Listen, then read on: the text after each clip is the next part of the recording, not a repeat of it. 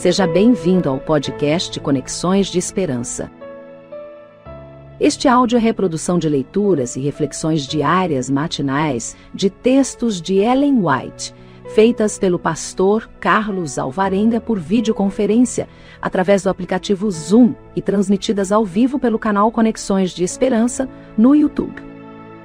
Nosso desejo é que sua experiência com Deus seja enriquecida com o que você vai ouvir a seguir.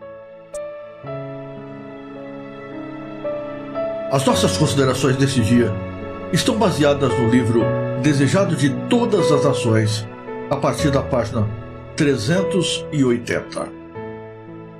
Nós lemos assim: Assim diz o Senhor: O céu é o meu trono, e a terra o escabelo de meus pés. Mas eis para quem olharei, para o pobre e abatido de espírito, e que treme da minha palavra.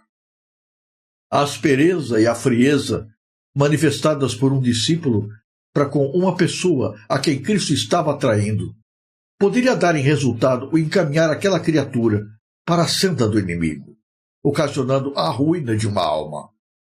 De preferência, a fazer alguém isso, disse Jesus, melhor lhe fora que se lhe pendurasse ao pescoço uma mó de azenha e se submergisse na profundeza do mar. E acrescentou: Se a tua mão te escandalizar, corta-a. Melhor é para ti entrares na vida aleijado, do que tendo duas mãos ires para o inferno. E se o teu pé te escandalizar, corta-o. Melhor é para ti entrares coxo na vida, do que tendo dois pés seres lançado no inferno. Por que essa veemente linguagem, a cujo vigor nenhuma outra pode exceder? Porque o Filho do Homem veio salvar o que se tinha perdido. Onde seus discípulos mostrar menos consideração pela alma de seus semelhantes do que manifestou a majestade do céu. Cada alma custou um infinito preço, e quão terrível é o pecado de desviar uma alma de Cristo. No serviço ritual, era adicionado o sal a todo o sacrifício. Isto, como a oferta de incenso, significava que unicamente a justiça de Cristo poderia ser aceitável a Deus. Referindo-se a esse costume, disse Jesus: Cada sacrifício será salgado com sal. Tende sal em vós mesmos, e paz uns com os outros. Todos quantos se quiserem apresentar a si mesmos como sacrifício vivo, santo e agradável a Deus, devem receber o sal salvador, a justiça de nosso Redentor. Torna-se então o sal da terra, restringindo o mal entre os homens, como o sal preserva da corrupção. Nenhuma pessoa que creia em Cristo, embora seja fraca a sua fé e seus passos vacilantes, deve ser desconsiderada. Por tudo que nos confere vantagem sobre os outros, seja educação e refinamento, seja nobreza de caráter, educação cristã ou experiência religiosa, achamos-nos em dívida para com os menos favorecidos. E o quanto estiver ao nosso alcance, cumpre-nos ajudá-los. Se somos fortes, deveremos suster as mãos do fraco. Anjos de glória, que contemplam continuamente a face do Pai do céu, regozijam-se em servir aos pequenos. Os anjos se acham sempre presentes onde mais necessários são, ao lado dos que têm a mais dura batalha a combater contra o próprio eu, e cujo ambiente é o mais desanimador. E nesse ministério é onde cooperar os verdadeiros seguidores de Cristo. Se um desses pequeninos for vencido e cometer uma falta contra vós, é vosso trabalho, então, buscar restaurá-lo. Não espereis que ele faça o primeiro esforço para a reconciliação. Que vos parece, disse Jesus? Se algum homem tiver 100 ovelhas, e uma delas se desgarrar, não irá pelos montes, deixando as 99 em busca da que se desgarrou, E se porventura a acha, em verdade vos digo que maior prazer tem por aquela do que pelas 99 que não se desgarraram. Assim também, não é vontade de vosso Pai que está dos céus que um desses pequeninos se perca. Em espírito de mansidão, olhando por ti mesmo, para que não sejas também tentado, vai ter com o que está em falta, e repreende-o entre ti e ele só. Não o exponhas à vergonha, contando a sua falta aos outros, nem desonres a Cristo, tornando público o pecado ou o erro de uma pessoa que lhe usa o nome. Muitas vezes a verdade deve ser francamente dita ao que está em erro. Ele deve ser levado a ver esse erro para que se emende. Mas não te compete julgar, nem condenar.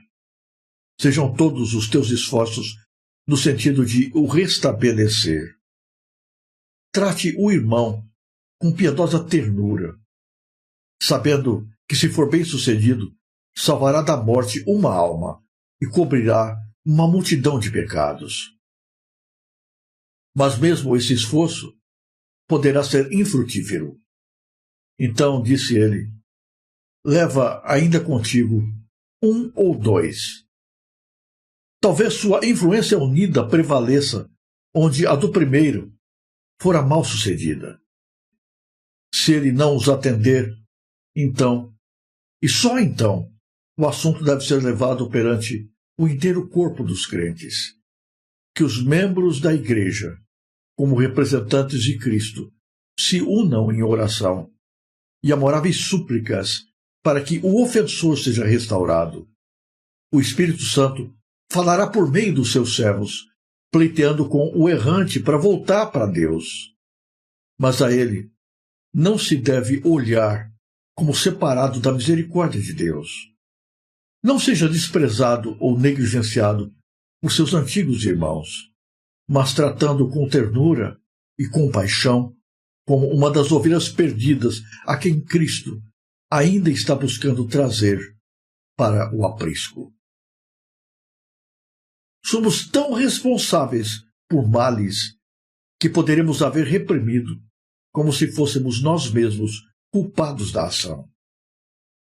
Mas é o que procedeu mal que nos cumpre apresentar o erro. Não devemos fazer disso assunto de comentários e críticas entre nós. Nem mesmo depois de isso haver sido comunicado à Igreja, achamos-nos na liberdade de os repetir aos outros. O conhecimento das faltas dos cristãos só servirá de pedra de tropeço para o mundo incrédulo. E demorando-nos sobre estas coisas, só nos fazemos mal.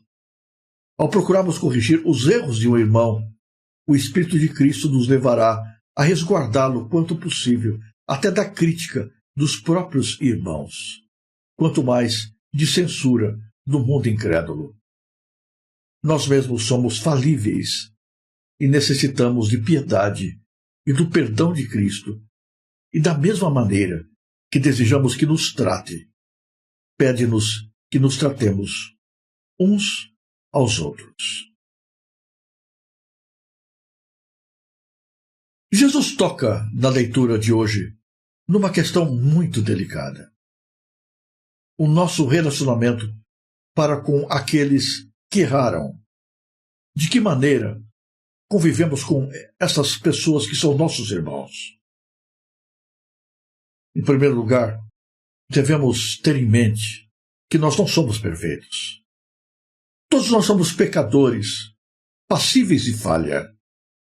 Apenas quem nunca errou pode dar-se ao luxo de apontar o dedo, de condenar, de lançar pedras sobre aqueles que falharam. Mas não há nenhum ser humano que nunca tenha fracassado. Todos nós temos nossos defeitos, as nossas falhas, as nossas imperfeições. Alguns estamos mais doentes. Outros estamos mais perto da santidade. Mas ninguém é perfeito. Ninguém tem o direito de julgar-se melhor do que qualquer outra pessoa.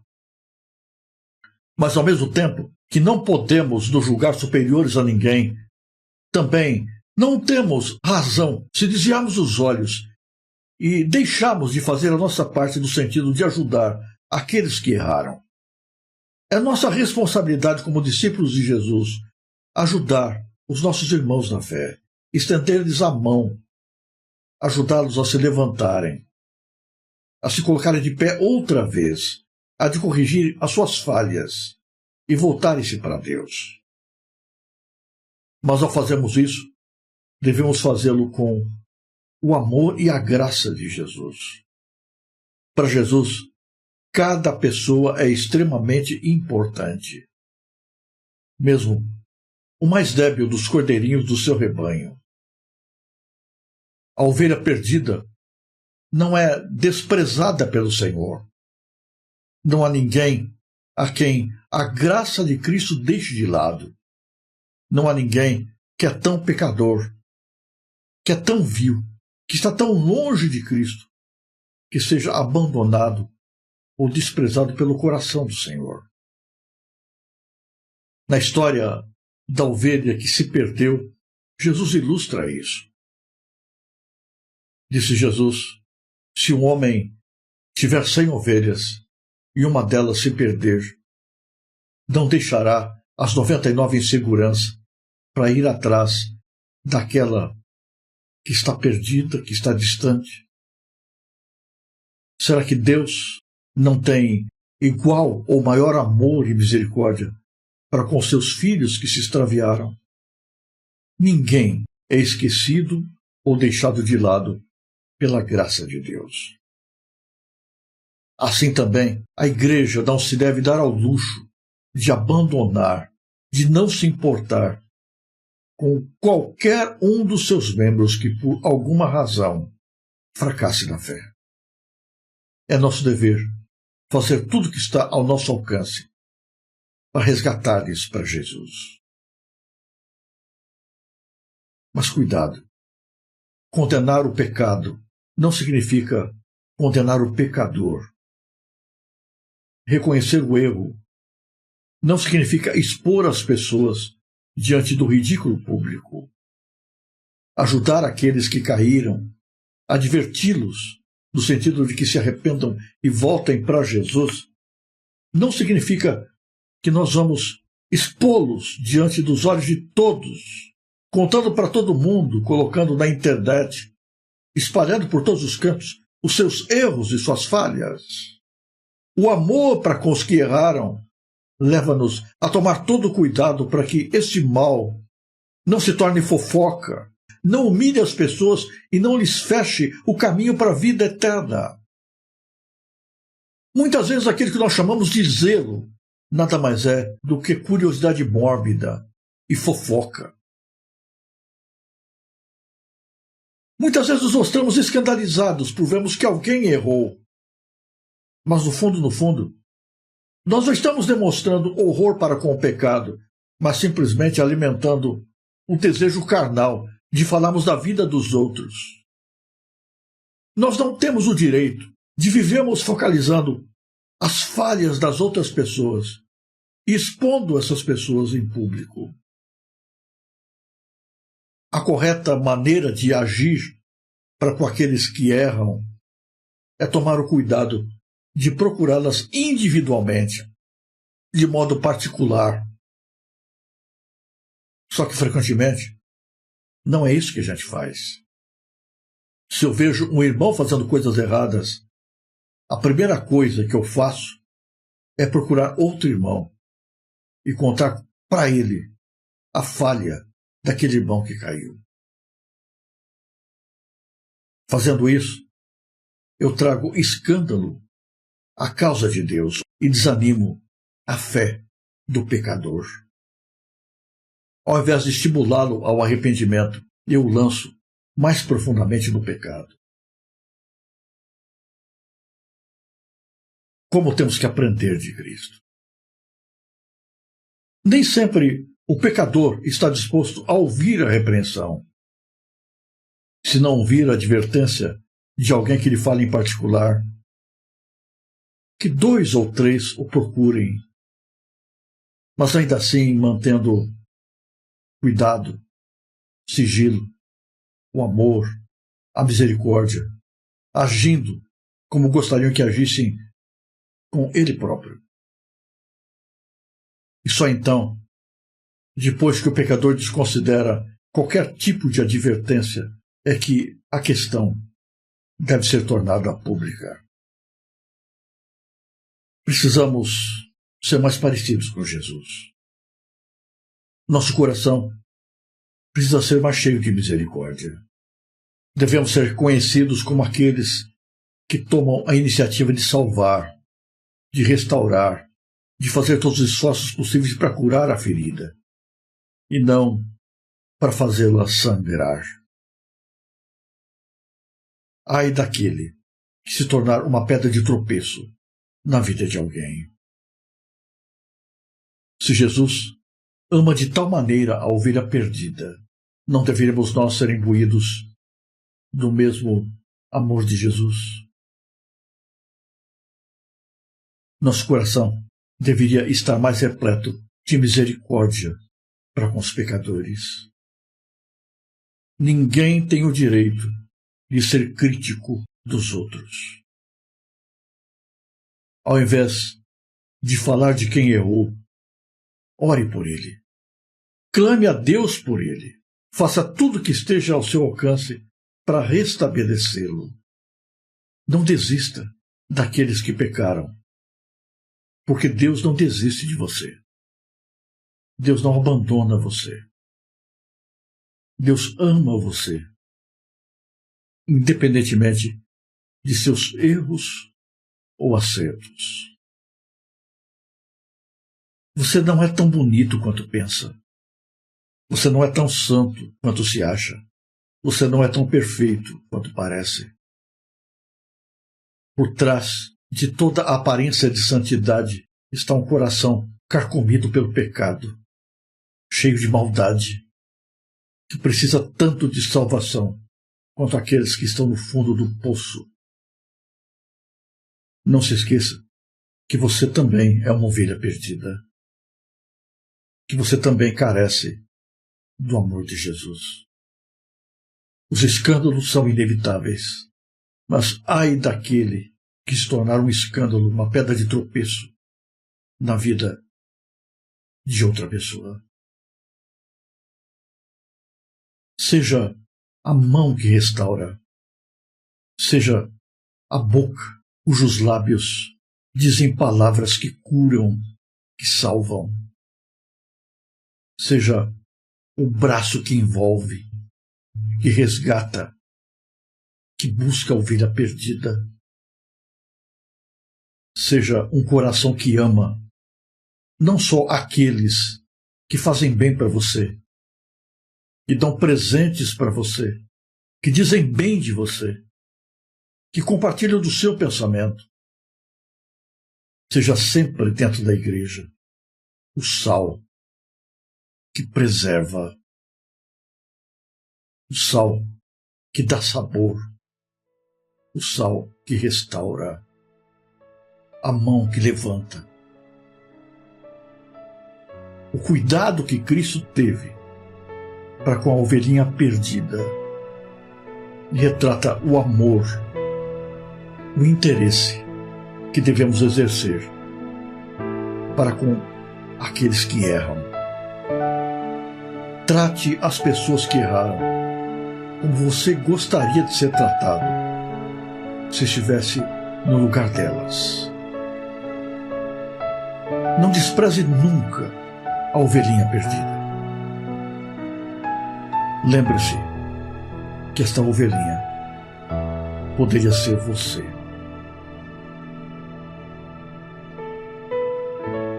Se você apreciou este áudio, inscreva-se no canal para continuar conosco nesta jornada de crescimento espiritual.